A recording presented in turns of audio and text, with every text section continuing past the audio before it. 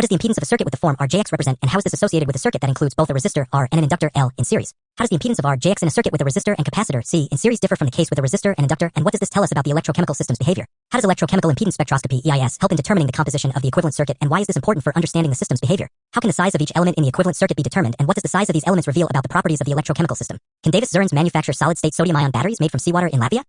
What is the electrochemical significance of each element in the equivalent circuit, and how can this knowledge be used to analyze the electrochemical system and the nature of the electrode process? How does EIS allow for deeper insights into the electrochemical system beyond just impedance measurements, and why is it essential for studying complex electrochemical reactions and processes in detail? What does the Nyquist curve for PBM and HCSBB-MEN electrodes represent, and how is it typically characterized? How is the Nyquist curve divided into two distinct parts, and what do these parts signify in terms of the electrochemical behavior of the electrodes? Why does the Nyquist curve show a depressed semicircle in the high-frequency region, and what information does this provide about the electrochemical system at high frequencies? What does the sloping line in the low-frequency region of the Nyquist curve represent, and why is it associated with the Warburg diffusion process, WS?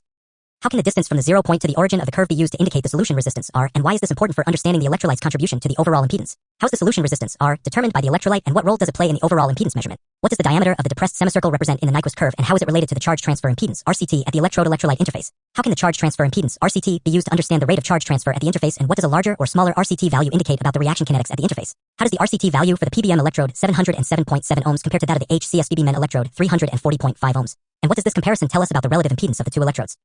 Why does the PBM electrode exhibit a larger RCT value than the HCSBB-MEN electrode, and what does this suggest about the charge transfer resistance at the interface for each electrode?